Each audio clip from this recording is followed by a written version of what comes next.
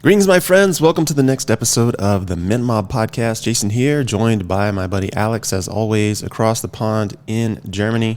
We're going to jump into the usual stuff, but before we do, let's check in and see how Alex is doing, bud. What's going on for you, man? How was your week? Hey, man. Or weekend, I should say. The weekend, probably. Yeah, your weekend. It was actually pretty good. It's actually holiday today in Germany, so it means like I was free today, and it's actually pretty cool on a Monday. But yeah, it's interesting because today when I looked at the markets, I saw that everything was green, but I was like, okay, but it's like holiday. But obviously in the United States, it's not. So markets are open, and it looks like there are rumors about, or not actually rumors, it's actually a fact that the United States and China have trade talks in the United Kingdom, and there might be a tariff deal around the corner, which is kind of pushing the markets. Interesting, 108,000 Bitcoin. Haven't seen that in a while. Seems like we had a lot of consolidation and sideways movement lately. Let's see. Are we ready? Are we ready for a new all-time high? What do you think? I think we're probably getting close. I mean, we had one recently. We went up to what, like 111, whatever it was. I forget, something like 111, and that was after the the initial run up that we had, and then the pullback. So yeah, I mean, it's entirely possible that we'll see that. There's a lot of upward pressure right now. Yeah, all time high 111.9 in US dollars, so almost 112,000. So I mean, we're less than $4,000 off of that, so it's totally possible. We'll see what happens. There's a lot of bullish sentiment in the marketplace today, with adoption stories, with big money stories. Kathy Wood just went on a great podcast, and she was explaining her outlook for Bitcoin. She of course runs $30 billion in her fund, and they of course own Bitcoin. She owns Bitcoin personally, and she had a lot of good things to say about Bitcoin and where she sees, altcoins like Solana and Ethereum going and all the rest of it. So at the end of the day, the bullish sentiment has not slowed down. AI continues to come on board. So lots of upward pressure still. And I'm hoping, and I'm probably one of the few people, but I'm hoping that we're going to get some really crazy, stupid news that's going to drop the price of Bitcoin down to like 80,000 so I can buy some more and then, let it run on up from there. But we'll see what happens, man. How about yourself? Yeah, I actually agree. One thing that is funny is that a couple days ago I spoke to someone who was not the biggest fan of Bitcoin, and we had a little discussion. And right after, he sent me emails for some reason. He got my number, so he could send me like messages, text messages. But he sent me like emails with videos of people on Facebook. Some on Facebook, some on YouTube, explaining why Bitcoin is bad. And, people were talking about, like, obviously the whole quantum computing thing that is threatening Bitcoin. And then, people call it a pyramid scheme and all that kind of stuff. And when I watched these videos, I didn't watch all of them, but when I watched those, I felt like, is there a possibility that, we all live in some sort of bubble, and for example, like you and I, we are kind of biased because we read and see all that good stuff about Bitcoin, and if we got into another rabbit hole back then, we might think different about it? Or do you think the facts definitely say that Bitcoin is like a future asset? I mean, we are in a bubble. There's no denying that. We are constantly inundated with all of the, crypto / Bitcoin / altcoin nonsense, NFTs constantly. But that doesn't mean that we're getting the wrong information. And I think that a lot of times people conflate the two.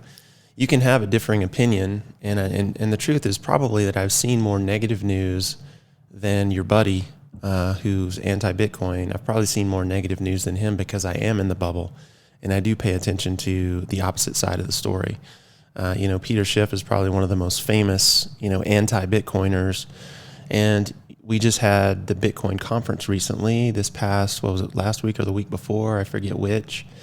And they invited him to speak, so, I mean, it's kind of interesting. We've got obviously a room full of Bitcoiners who invited an anti-Bitcoiner to speak. And he did. And to be quite honest with you, he sounded like a raving lunatic because his arguments are total bullshit. And I think that, at the end of the day, anything can happen. Bitcoin could go to zero. That's a complete and utter possibility.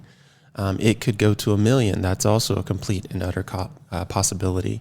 But your arguments for why it might do one or the other still need to make sense. And the only arguments that I'm hearing that make sense are the arguments that argue for Bitcoin price appreciation over the next decade to 2 decades. And to be honest with you, until I hear something that blows a hole in that thesis, I'm not going to change my mind. And I'm open to that, right? So if someone wants to explain to me how Bitcoin's going to zero, I'd be happy to, sell my Bitcoin and buy something else, while it's up. I'll be happy to take the gain any way I can get it. But I don't think that's going to be the case. At least I haven't heard any arguments that have been reasonable or somewhat rational along that line. So until that happens, I am all in on Bitcoin being inevitable at this point. What say you? Yeah, it's actually funny that you mentioned Peter Schiff, because like just a couple hours ago, I'm not sure if you saw the shitstorm he got because of his weird little take on that whole Epstein Island thing. But yeah, I totally agree. I mean, like even if you do not understand Bitcoin, even if you have no idea what it does, how it works, you just need to take a look on who is currently like accumulating Bitcoin, who buys it, who invests in it, who is it? Like check the markets, the data is there, is here. We can see the big players, institutions, strategy, Trump, everyone is like accumulating as many Bitcoin as possible. So yeah, I mean, in the end, this should be enough of information to decide whether it goes up in the near future or not. And I mean, yeah, I get the point about quantum computing, because there seems to be a threat to some degree, but like technically, I feel like I feel like bigger people out there have more information and more understanding of it. Yet everyone is accumulating, so I feel like we should be safe at least for the next couple of years, right? Well, I mean, if you look at Bitcoin as a network, it's been online since 2009. We're in 2025 right now. That's 16 years plus of never being hacked. So its track record is pretty good. I mean, what system can you say hasn't been hacked in 16 years? I can't think of a single one. I mean, your credit card company has, the power company has, the local government has, most of your big name databases have been, your websites have been. So like at the end of the day, it has a proven track record of being unhacked at this point. That doesn't mean that a quantum computer can't hack it, but it also doesn't mean that we couldn't use a quantum computer or some other technology, some other advanced technology to come up with a new security algorithm that makes quantum computers, basically irrelevant. So in the same way that we've adjusted to in the same way that the cryptography was created to make sure that it was almost impossible for a modern computer to hack Bitcoin, that technology could just as easily be updated and adopted by the network. And if you're familiar at all with how Bitcoin works, there are already, I think, 3 or maybe 4 different types of wallets.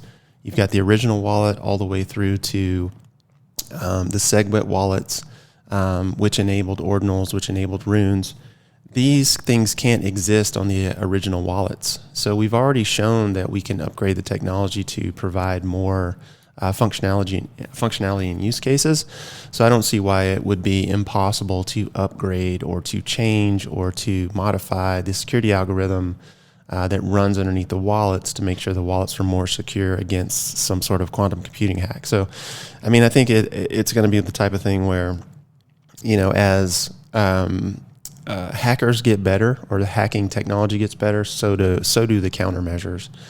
So unless it's a situation where we find that the people who are coding in Bitcoin and asking the network to adopt updates unless that part of Bitcoin goes away completely and we're stuck in time with what we have. And, sort of the hacking measures get better and better, but the countermeasures don't. That would be a time to worry. So I think we just have to see if the countermeasures are going to be there. And when quantum computing becomes like a common thing, which right now it's nowhere near being a common thing, but if on some level it becomes a common thing, we'll have to have some sort of common thing to countermeasure it. And I feel like that's only reasonable based on the fact that pretty much every technology, that has evolved over time continues to evolve its security protocols. So to me, it's one of those wait and see things, and I don't worry about it, at least not right now. Yeah, I totally get that. I mean, you mentioned the track record of Bitcoin never being attacked successfully yet in like how many years? Like 16 years now. But the truth, on the other hand, is that it probably needs only one little breach for, the majority to lose trust. And that would probably take years to rebuild it. And it's actually like one good thing that we have that track record of never been like attacked or wallet drained or whatever. But like I said, I think if it ever happens, if, for example, Satoshi's or a government or a strategy wallet gets exploited because of a breach in the chain, and the protocol, I don't know, man, it's technique. I have no idea if whatever I say makes sense. But if that happens, I feel like a lot of people lose trust and will run away quick. And then we'll have to see how to adjust to that. I mean, of course, what you're touching on is important, right? We want to consider the fact that humans are pack animals. We're social pack animals, and we're going to run for the hills if we feel fear, and we're going to be greedy when everybody's greedy. We're going to be fearful when everyone's fearful. And, this touches on market psychology and when the best time to buy is and all the rest of it. I think if there were a wallet that got hacked and people sold Bitcoin, that I would be the first one in the pool to start buying Bitcoin on its drop, because I don't see any world where security models or protocols aren't updated to create countermeasures to that. Now, I could be completely wrong. Like I said, Bitcoin could go to zero. I don't think that's reasonable at this point. I think Bitcoin is inevitable at this point. But, I could be wrong. I certainly don't have a crystal ball and can't predict the future. But at the end of the day, people will behave as pack animals behave. What one does, the vast majority will do. And if you're smart, you won't run with the pack. Yeah, that's just the way it is. Like, you don't make money running with the pack. You make money running against the pack. And so, as long as the story doesn't change or the security model is upgradable, I'm not worried about what the pack does. Yeah, and talking about the pack, it's actually what I realized today is you are probably familiar with what happened last week between like the big feud between Elon and Trump and everything. On our timelines, mainstream media was reporting Trump and Elon are breaking up, and now all these accusations, that Elon made, that Trump made, and everything said that this is like going to have big, far consequences. When I went through my timeline today, it felt like everyone forgot already. Like, it's like the attention span on these types of topics is like so small, and people move on after a day or two, and I don't know if it's a good thing. I mean, we've seen that in the past many times on different occasions. For example, if we have a famous celebrity creating a rug, like a coin, and rocks the coin and runs away with the money, everyone shouts at him, is like mad. Look at Jason Derulo, for example. And like a week later, people visit his concert and celebrate his music again. Yeah. And this is actually a pretty bad behavior from people. What do you think? Again, this is why you never want to run with the pack, right? If you just think about it, anytime there's a sell-off, whatever the reason there's a sell-off, anytime there's a big run-up, like what happened overnight, there's mass number of people doing the same thing at the same time, right? So if you bought the run-up last night you didn't make much money. Just like if you sold the sell-off and didn't buy back in at the bottom, you didn't make much money. So at the end of the day, you want to look at what the crowd is doing and decide if it's rational before you start jumping in the pool with them, right? This is the thing that people forget. But there's so many social experiments where you'll see people like in a public space. There's a very famous experiment where people are waiting in a doctor's office, and they're waiting to be seen. And there's a bunch of empty chairs in the waiting room, and then there's a bunch of people sitting along the perimeter of the waiting room. And so someone will come in and they will sit down in one of the empty chairs, but everybody that's in the room is kind of in on the joke, right? Everybody that's in the room will stand up on cue, like every so often. They'll just stand up. And the person who just walked into the room doesn't know what's going on, just kind of looks around the room like, what are you idiots doing? Why did you all stand up at the same time? And then they will sit back down. And then they will do it again a few minutes later. And the person who's sitting in the room starts to feel like, what am I missing here? Why is everyone doing this? I must be missing something, right? And then they will sit back down. And a few minutes later, they'll all stand back up. And then what you'll find is the person who walked into the room will start standing and sitting with the group of people, even though they have no idea why in the fuck they would do that, right? And so it just comes down to the idea that as humans, we think that if the crowd is doing something, that they're right, that they know something that we don't. And the truth is, a lot of times the crowd doesn't know anything. They're just protecting their emotional state, So, in the modern world where all of these knee-jerk reactions don't necessarily serve us anymore, like the irrational fears that we have of being ostracized or which comes from like the early tribal days of if you were ostracized from your tribe or from your community, you would basically die because you had to fend for yourself. You had to feed yourself, you had to clothe yourself, you had to find shelter.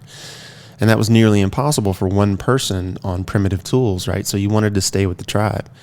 And so we have this fear of not belonging, of not fitting in, that is basically genetically programmed into us. It's innate to want to be part of the group. And so going against that is very, very difficult. And the truth is, if the market moves and a bunch of people jump in on that movement, okay, the first thing you need to do is pause and ask yourself, is it rational? But what most people are going to do is they're going to do what the crowd is doing and then ask themselves if it was rational later, after they've figured out, how do I feel about this emotionally? I'm terrified. I just lost 10% or whatever. They're not thinking about the fact that no matter what happens with Trump or the Ukraine or, Elon Musk or whatever nonsense news they put forth, these moves are almost always temporary, and they're going to be more temporary than permanent. So your odds of betting on the crowd in a temporary movement are really, really low in terms of payout.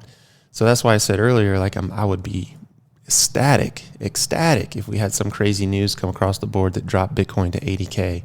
Because I would immediately buy as much as I possibly could because it's going to be temporary, right? As long as the adoption story is real, as long as AI is real, we've already seen, Tesla's dancing robots, which is actually a real video from what I understand. We've seen untethered dancing robots, cleaning robots, clothes folding robots, autonomous cars. Tesla is actually going to become one of the largest, if not the largest, AI companies in the world. And the truth is that AI is not going to want to use traditional stock markets or cash or coinage. They're going to want to use digital payment systems, because you and I, we're going to be at work or, out in the woods or on a trail somewhere doing what we want to do to live our lives with all this extra free time, and AI is going to be living all of the administrative part of our lives for us. And they're not going to drive over to each other's houses and say, hey, I'll buy that from you for $100. Here's $100. No, they're just going to say, hey, have Amazon deliver it for me and I'll send a payment electronically now. So what makes more sense? Well, what makes more sense is that, cryptography, or at least the digital asset world, continues to expand. And so that is the bet right now. I think, I think Saylor said it best. Actually, a few people have said it now. You've basically got 5 to 10 years to try to acquire a singular Bitcoin. And after that, it's going to be basically impossible. And then it'll be trying to acquire a tenth of a Bitcoin and then 100th of a Bitcoin. So I would encourage everyone right now to put as much money as they can into, Bitcoin and your top alts, like your Solanas. I think Solana's a bright future. ETH, maybe not super bullish on ETH, but we'll see what happens and go from there. Yeah, I like the point that you made, talking about the tribe and the experiment in the doctor's waiting room, because there are actually multiple experiments that did like similar stuff. And I used to say back then, like, yeah, but the sample size is like a little too small, and like other people would maybe react different. But the truth is, if you look at the past couple of years, we actually had the biggest experiment right in front of us, with the COVID vaccine. When I remember everyone was in the beginning was like, yeah, I'm never going to take it. Like the government can like fuck off. And then I saw all these guys falling for it one by one because, everyone did it and they felt like, okay, I need to be in that group. I don't want to be the one standing out and being isolated. And this is actually like the behavior was crazy. And, regardless of the fact whether the vaccine is good or not, but, basically see people start to obey just because other people did was crazy. And that felt like a big experiment from governments to see how far they can go, actually. Yeah, for sure. I mean, that's exactly what it was. It's funny that you mentioned that, because you're exactly right. We have had mass experimentation where people were basically challenged to, join the crew or, join the masses in some way, shape, or form of thinking, right? Like, whether it's the COVID vaccine, or whether it's, Mao, or whether it's fucking Russia, the Russian Revolution, or, it doesn't matter. Pick a disaster. And some level, people had to buy into the bullshit, right? And the challenge you run into is it doesn't take many people. Like, I mean, you're in Germany, right? Look at Nazi Germany, right? What percentage of the population actually believed in Nazi Germany ideals? A very small percentage of people, right? It was a very small percentage of people. But with that small percentage of people aligned in the same direction, look what they did, right? So at the end of the day, when you're talking about like mass movements, whether it's a doctor's office or it's COVID, right? It just takes enough people, like whatever enough is. The beautiful thing about COVID was we saw the distribution of counter information that helped people avoid, getting this sort of experimental vaccine. Whether you got it or didn't, I don't care. That's your personal decision. It's none of my business. My dad had polio when he was a kid. He wasn't able to get the polio vaccine.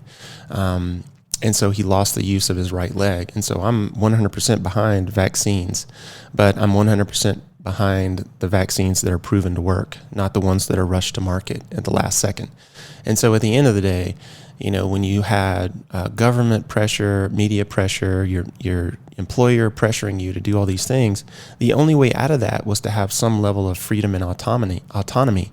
So like if you're a business owner or you were a entrepreneur and you had some wealth stored up, you could look at your employer and you could say, fuck you. I'm not going to, adhere to your vaccine mandate. Your employer says, well, you're fired. You say, well, I don't give a fuck because I manage my money well and I make money on the side, or I have a, rental portfolio, whatever.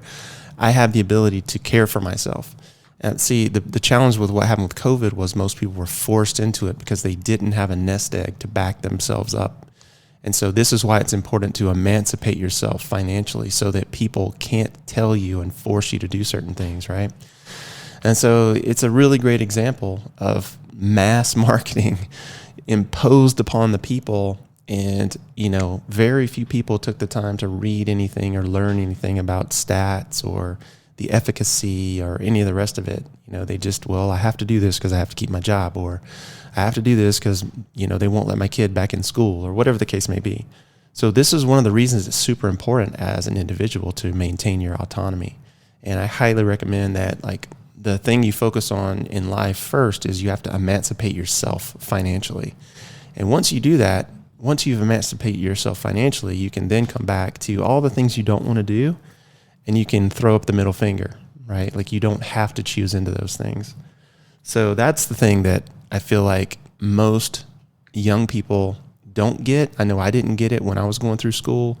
And I feel like at the end of the day, the market is going back to that. You know, we went from a society of like pre-industrial farmers where everybody kind of lived in a community. You worked the land, or you had the local general store, or you were the local farrier, or you were the local guy who fixed a car or a wagon. And then we went through the Industrial Revolution where people were like, well, I don't like not knowing where my money's going to come from, so I'm going to move to the city and get a regular paycheck. And now that model is breaking down. And so younger people are like, well, fuck that. I'm going to start my own business. I'm going to get away from the corporate world, and I'm going to do my own thing. I'm going to cut grass or paint houses or build code or whatever. And technology is allowing that to happen. So I see us going back to that sort of, more sporadic, more sort of disjointed way of earning money, where you basically become like a gig worker in the modern space. And the closer we get to that, the better, because you have more freedom inside what it is that you do in your daily life. Yeah, that's absolutely true. I mean, one more thing, or one more last thing about the whole COVID thing that is like my take. I feel like you should always have the freedom to choose what you do to your body. And you said it obviously right, that we kind of got forced into it. One thing to show on what scale that actually happened is that, I don't know if it was in the news in the United States, but Sweden actually went a pretty special way in the whole COVID pandemic. In the pandemic, they actually had no restrictions, and everyone was criticizing like Sweden. And from today's point of view, we see that what they did not harm the country in any way. But back then, with right in the time during COVID, they tried to let us, or to make us believe that everyone is dying over there. And they even try to force a country to feel isolated, and force them to follow the rules, follow what all the other countries are doing. And this is actually crazy, like if you look at that scale. So in the end, I feel like it's actually pretty scary to see how easy people can be manipulated. But if you realize and see the patterns, you should be able to know how to work against it, and how to break free from it. You said it pretty good, that you need to get financially free to get rid of of your dependency, like on like the system. You kind of like, if you rely on your work and you're employed and stuff like that, they always have like you're in chains, if in some way. And if you need to get rid of it and try to be financially free in order to have a free will and make free decisions, in my opinion. Yeah, and that's the promise of crypto, really. I mean, that's what we're all here for on some level. I mean, underneath all of the beautiful artwork, underneath all of the feature chains and tokens, is the underlying desire to create financial freedom. That's in there somewhere. Yeah. And when you think about that and you pair that out, that's the real power that we're embracing. And this is one of the reasons that you saw so much resistance in governments all over the world wanting to legitimize it, because it threatens the power structures that be, right? So when we're talking about, freeing yourself financially, crypto for people nowadays is the new gold rush. It really is. And it's not going to last forever. So you want to get all you can while you can. And yes, you're going to get beat up along the way. Yes, there's going to be ugly sob stories along the way. But you have to stay in it, because the payoff is coming. And the technology is not going to go backwards. No technology goes backwards. It just doesn't work that way. And so when we look at this thing, and you want to start thinking about, okay, well, how can I possibly, do what these two guys are talking about on this podcast and free myself? It starts with understanding where things are going to be, not where they are today. Where they are today is only important in terms of having a reference point. So I'm looking at today and I'm saying, okay, is my thesis true today? Is crypto being adopted more? Yes. Do we get new use cases? Yes. Do we see global adoption? Yes. Where's it being used? Like you made the point early in the podcast, you're like, well, it's a holiday here in Germany, but the crypto markets are open. Well, no shit, man. They're open 24 hours, 7 days a week. Like it doesn't matter if there's a holiday in Germany. It doesn't matter if there's a holiday in the US or Canada. It doesn't matter. The market is always open 24/7. It's a global market. We've never even had something that simple before.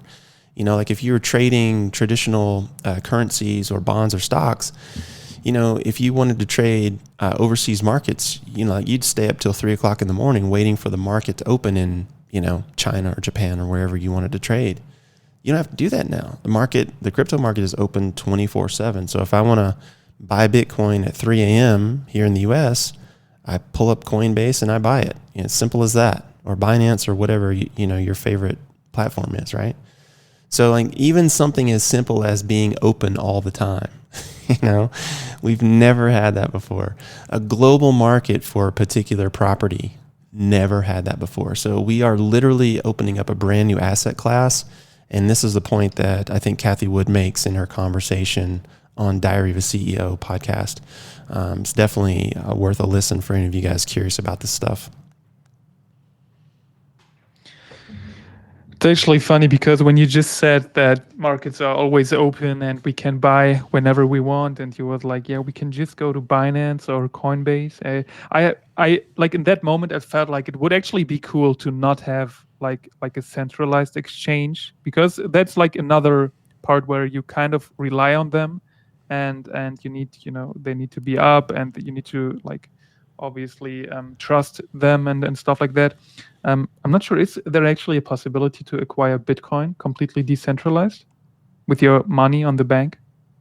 With your money in the bank or your money on chain? Maybe in the bank, but no. I mean, like for example, when I was in the States, there was also like a machine that said like cash to Bitcoin, where you could like just put cash in it, and this was like so great, and I would love to have that here, but always having to rely on these centralized exchanges kind of sucks, because I feel like I want to like be independent.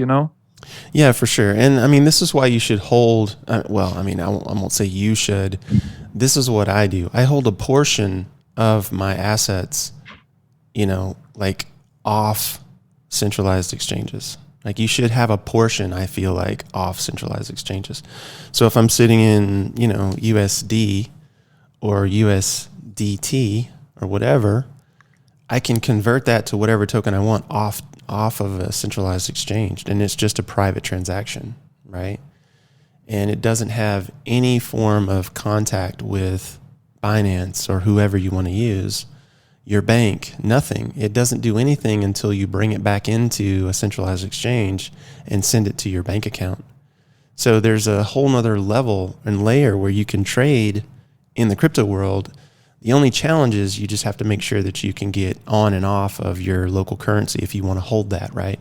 So if I want to move money to my US dollar account at my local bank, then I have to be able to, sell or convert into a thing that Binance will then send to my bank, if that makes sense.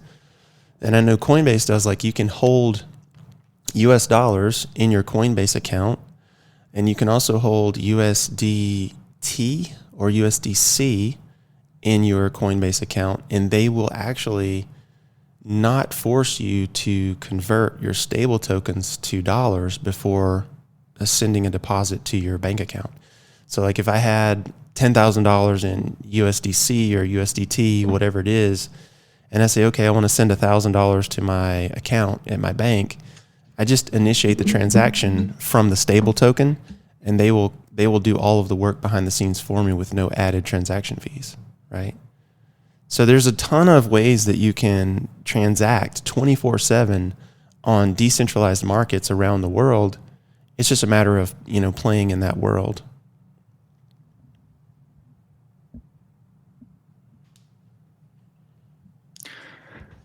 Yeah, absolutely. And I do love that actually about like blockchain technology.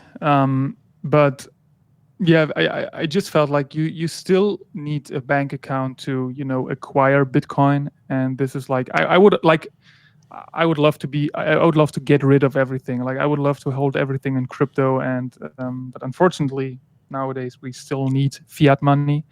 But I hope in the future, I mean, we see more and more companies accept Bitcoin to as a payment, which is great.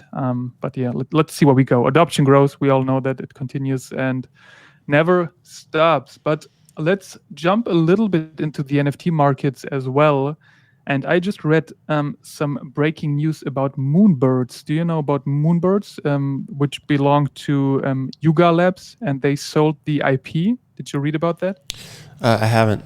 I know a little bit about Moonbirds because the creator of Moonbirds was on the Tim Ferriss podcast like years ago. It's been a couple of years ago now, but I haven't seen the most recent news on Moonbirds. No. Okay, so it's actually said that Yuga Labs sold the IP to a company called Orange Cap Games. I'm not really sure what they are going to do with it. I'm not sure if it's disclosed, but Moonbirds is actually pixelated art. It's like owls or birds. Not too crazy, but when I read about that, I felt like they actually surged in like volume and floor price and everything, which was obviously good for them. But when I read that, I felt like, what could the Goodfellas IP be used for? Because obviously the birds do not really look too good. But when I think about creating the or like using the IP of the Goodfellas for some stuff in the real world, that's actually a lot of cool stuff. Like even if it's comics, like I'm not even sure, is there a mafia themed comic out there, or even some sort of animation? I wasn't sure because obviously the characters are not able to speak because of their faces. But have you ever thought about some stuff like that? Yeah, of course. We've talked about this a few times actually on podcasts or spaces. I mean, there's 1,000 different ways to use the IP, and as ugly as Moonbirds might be, the truth is like it doesn't really matter what the characters look like. It's like I mentioned on Spaces. I think it was Friday where I was talking about this web comic called Skibbity, and Skibbity is, like from what I understand, and I don't know that much about it. It's like a web comic that sort of gained some popularity, and it basically has two types of characters going against one another, and the characters are basically like toilets on one side, and then on the other side are these humanoid characters with like televisions for faces. So I mean it's a crazy looking thing, but they have action figures in Walmart. So I mean that's a huge contract, right? So a lot of it comes down to who you can sell your IP to, who you have pushing your IP, and of course your following, because your following is going to determine how far your IP gets penetration in the marketplace. And I think that's one of the reasons to have story associated with your IP so that you can actually draw in more people over time. And that's something that Goodfellas is going to need to step into in a big way in the near future. Absolutely. Yeah, I totally agree. But where do you see the Goodfellas? Like, what would be your personal like favorite idea about Goodfellas IP? Where would you like to see it? I would love to see a comic story, to be honest with you, like a regular recurring comic. Comics generally come out once a month, twice a month, depending on the publication. And I'd love to see like a full-length comic developed. I have some ideas on story, and then I would love to see some action figures. Because, I'm sort of an action figure collector as well, so it could be really cool to have some action figures. But to give lore to the characters and how they could potentially show up in the world, there are quite a few like faceless characters in comics, and they have different sort of ways of communicating, but different ways of like they have different powers and that sort of thing. And I could envision a story where you have a faceless character who has to do certain things to earn his identity. This is one of the ideas that I've been playing with behind the scenes. And I could see a story where that takes place. Like you have to go through a certain number of may trials or tribulations, or do some sort of good deed, or right some sort of wrong, and in doing so you earn your identity. And because every character is different, you could have a myriad of different stories, from one character to the next, that allows you to tell the story of that character and how that character acquired their identity. So I think it's kind of a really cool idea, to be honest with you, and I would love to explore that with a writer or an illustrator. Let's see, did we lose connection? Let me see if I can get Alex back here. 2 seconds. Yeah, it looks like we lost connection. We'll get him back on here. We're back. For those of you guys who wondered what happened to Alex, we lost connection there for a minute, but we're back. And basically, I was just saying that I can envision a storyline where the character has to do some sort of good deed or endure some sort of struggle or strife to earn an identity. And there's quite a few characters in the world that are similar to our faceless characters. And the fact that we have so many different characters, we could have a story for every single one of them. So you could literally have a comic drop every single month that told a different story. And that would be super cool. And then, of course, the best ones or the most popular ones, you could have, figures for and gear for. So there'd be a lot of things that we can do with the IP. And that's kind of where I see it going, to be honest with you. It's actually a pretty cool idea. I just, like, while you were telling the idea, I was wondering if you can, like, connect it in some way to the whole mafia theme. Oh yeah, for sure. Look at the look at the John Wick stories, right? Are you familiar with the John Wick movies? Not really, no. Like, I know that they're pretty good, and people always keep recommending watching these movies, but I haven't yet. Yeah. Well, these are great examples, right? Like of basically a character changing or earning an identity, right? So basically the storyline is Keanu Reeves is like a retired assassin, right? John Wick, he plays John Wick, and he's like a retired assassin. And he's brought back out of retirement, because some asshole, basically breaks into his house one night, kills his dog, and steals his car. And so he takes vengeance on this guy, and this guy happens to be another mobster's kid, right? And so he has this reputation for being the best. And so now this kid is basically fucked. And so the whole first movie is around him, like, getting back at this kid and getting his car back and all that kind of thing.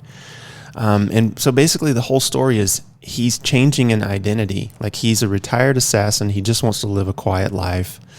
But now he's brought back into that world because some circumstance happened that he couldn't necessarily control. And, the truth is, like, you can make that about any character. Like, we all go through something where we're a certain way, we're a certain way of being in our life. And then we experience something and we change our way of being. And so every character, every human being can relate to that story. Like, something tragic happens or something beautiful happens, and you become a different person. And so all of these storylines around, like becoming and changing, we can touch on all of those themes inside character development, where a character has to go through some sort of ordeal to earn their identity. So, it's like a universal story. I think it would be a beautiful one to explore. Yeah, that would be awesome. I just found it kind of funny when you started explaining what the story in John Wick is, and I felt like, okay, this sounds like every other, like, action movie. Like, it's always like there is, like, a retired, I don't know, policeman or veteran or soldier or whatever, and every Jason Statham movie or Liam Neeson movie is like about that kind of stuff. But yeah, like I said, I love Keanu Reeves, actually. Like, I love his movies. Matrix obviously is a classic. I'll definitely have to watch. There was actually like one John Wick movie coming out recently, right? Yeah, I think there's 4 chapters. Each movie is a chapter, they call it, and I think there's 4 movies out right now, if I remember correctly. But the point is, like, it doesn't matter the storyline. Like, people always, you said this one time, we were talking about The Crow, and you're like, oh, thanks for ruining it for me, man. And, like, the truth is, nobody gives a fuck about like the ruining of the story. Like you can tell me right now the plot for any movie you want. I won't care because that's not important. What's important is how it happens, not what happens, right? That's why you can have a movie like Jason Statham, like The Beekeeper, right? Where he's like this retired assassin guy, right? And then you can have the John Wick movie where he's like this retired assassin guy. And nobody gives a fuck because you already know he's going to win. Like you already know he's going to win, right? The question is, how does he win? Like, how does it happen? And this is the thing that humans love. Like we love the hows. So, you know, these stories are universal. And in life, because life is so difficult at times, we love to hear stories of people overcoming. We love to hear the underdog story. We love to hear the comeback story. You know, we love to hear the story of the guy who wasn't supposed to do a thing and did a thing. You know, like there's an old story. I think it's like a 3 or 4 or 500 mile race or something that takes place, and it's basically night and day, night and day, and night and day, and you just keep, you know, you just finish this as fast as you can. And this took place in like the 80s or 70s. Some farmer entered this race who's like a sheep herder, you know. He shows up to the race. He's wearing like jeans and a t-shirt, and he's never run a race in his life. So he just starts the race with all the other racers, right? And when night falls, like all the racers, they pause and they sleep a little bit, and they take on their food and they get their feet massaged, right? But the farmer just keeps going. He doesn't have a support team. He doesn't know that he's supposed to stop, right? That doesn't enter his mind. So he just goes for 3 days straight, just runs for 3 days straight, as he's used to chasing sheep through the mountains, you know, with no rest. So he fucking kills everybody in this race, and he shows up, he's literally wearing long pants, and he wins the race. Like, it's crazy, right? And so, you know, humans, man, we love this stuff because it's like, that's not supposed to happen, right? If I just told you some old guy in jeans won a race, you'd be like, okay, well, that's cool. You know, he beat all the top contenders. You're like, okay, that's cool. But then you learn the story behind the story, and you're like, oh, wow, that is really cool. It's just some farmer guy who showed up. He's never raced anything before in his life. He's used to chasing sheep through the hills, and he beats all these, you know, elite professional runners. Now it's interesting because you got the how. Does that make sense? It absolutely makes sense. I mean, I'm not sure if you're familiar with the Final Destination movies, but you know, we all know what's happening in them, but we want to know how these people are going to die, and we know that they will die, obviously. But yeah, I totally get the point, and it perfectly makes sense. Even like if you look at the John Wick movies, I mean, of course we know that, you know, usually the main character succeeds in the end, and it's obviously about like how cool does he do it, in what way does he do it. But yeah, I also like the take you have on the idea with the Goodfellas IP, and man, that would be actually so cool. I feel like this is like when you tell that story or when you tell that idea, I feel like, you know, we should start now working on it. It's so crazy, but yeah, definitely a lot of stuff to think about in the future. But let's dive a little bit into the project now. We obviously have a big artist incubator drop coming up in 11 days. 11? Yeah, 11 days, June 21st. We also have the matched pieces in the making. You said they will be distributed this week. Am I right? That's exactly right. Yeah, we're going to crank those out this week. I got sidetracked a little bit this past week with rental property work and a Jeep I was working on, so I didn't have as much time to get to it as I wanted. But we've got a few things. All the match pieces will be going out. We've got the new AU animated token that's got to go out. And I also have the Web3 purchase functionality to add to the website. And I'm hoping to get to that late this week or early next. I have to obviously jump through a bunch of approval hoops and that sort of thing, so it's going to take me a little bit to get that done. But yeah, for sure, the matched pieces will be out, perhaps the AU token, and then we're going into the realm of Web3 e-commerce. Yeah, absolutely. Looking forward to that. In addition to that, on the agenda, we obviously have, you know, another batchments. You know, animated pieces are on the agenda. We are in talks with the new artists who might become the lead artists in the Siren Syndicate collection, which is great. And yeah, a lot of stuff on the go. I look forward to the piece from Liam coming up. He is actually going to try to join us on Spaces. Let me see, what was the date we talked about. Today is Monday. 1 second, I took a note. Let's see. This would be Spaces on Friday the 20th. So it's actually 1 day before the mint. He is probably going to join us on Spaces and speak a little bit about his piece. And if you guys checked out his art, surreal art, it's very special, very unique. I like the piece he created. I would love to hear some thoughts from him to his piece, his inspirations, because I got some questions regarding the piece, and yeah, looking forward to the mint. What else do we have? Did I forget something? Anything? No, I don't think so, man. It's a big week. There's a lot to produce, so a lot of things to do, and always it seems like there's not enough time to get them done. So that's enough for 1 week, at least in terms of what can be accomplished. And I think we need to make sure that we just fulfill the commitments that we have in the place instead of trying to like take on too much. So those 3 pieces for sure will be out. We'll get those distributed as soon as humanly possible. And I'm looking forward to seeing them drop. And we don't have any collections really out there that do artwork that are outside of like a square shape. And so these are going out as these really oblong rectangles, which I have plans for in the future as well. But I do want to get these match pieces out because they're super dope. And that was the whole point in the first place. Absolutely. So this should be it for today, guys. Thank you for listening again. And yeah, we hope to see you guys around on Friday on Spaces at the usual time. Hope you guys have a great week. See you then. Bye-bye. Take care, guys. See ya.